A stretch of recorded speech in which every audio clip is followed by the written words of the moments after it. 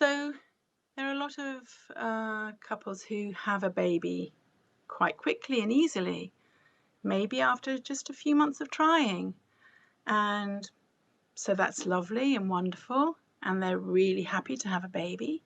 And the little child grows up, and then they begin to think, okay, it's time for us to have our second baby, because most people, generally speaking, want more than one. Some don't, but most people do, and some people want three or even four. But they begin to try for a second baby, and then you're trying and you're trying, and you're not getting pregnant, and it's taking a bit of a long time, much longer than the first. But maybe a few years have passed, and you think, oh well, maybe it's to do with my age.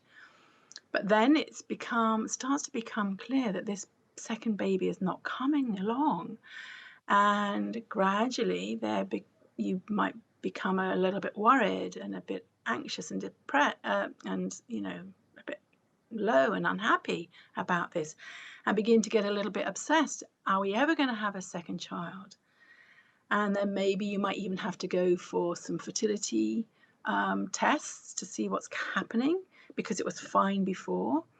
And perhaps either nothing is found or something is found. Sometimes something, the woman's AMH, their egg reserve, may have gone down in those few years. And suddenly there is this kind of sense of urgency about having a second baby, and this worry that what if it doesn't happen, this second baby? And then there's all these feelings about, oh my God, my first child, what if we don't provide a sibling for her or him? And they'll be all alone, and they will not, when they grow up, they won't have anybody to play with. And when we get old, they'll be the only ones. There are all these considerations that come into play that never came into play when people were first trying for a baby. And then what happens is that you might start to become rather obsessed with this second child, and start to become really desperate and really focused on it. And then there's a whole load of guilt that comes with that often, that you start to feel bad that you're actually thinking about the second baby and not really focusing on your first quite as much, because your attention's elsewhere.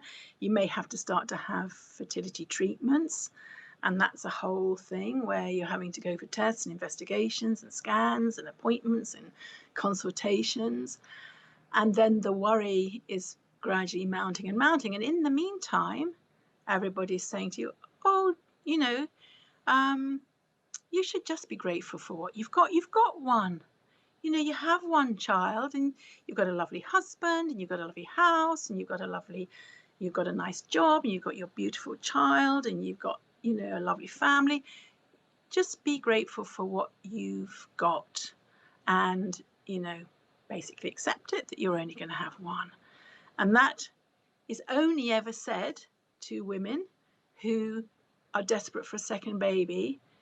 It's never said to people who say, oh, we're trying for our second now. No one says, well, why are you trying for a second? Surely you're content with one, aren't you? Why would you want a second? Surely you should just appreciate that you've got one. People only ever say that to those who are starting to really despair that they will ever have a second child. And I guess it's said as a way of trying to be helpful, or trying to be kind of like to help them manage the grief that they're feeling, and the worry and the anxiety.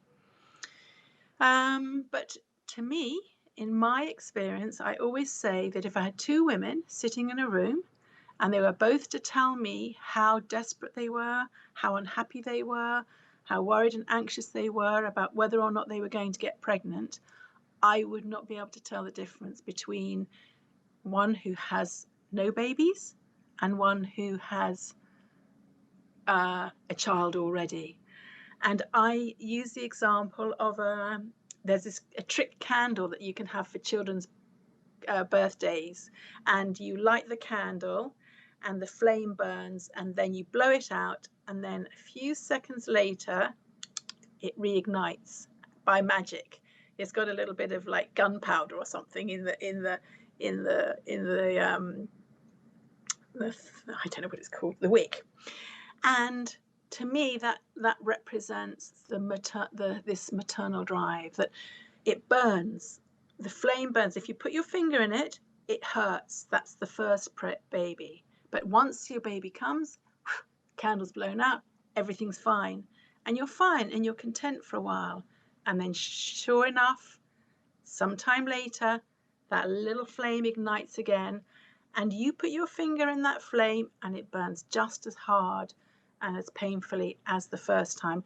So it's a strange thing. Most people do not understand the pain and sorrow and worry of secondary infertility.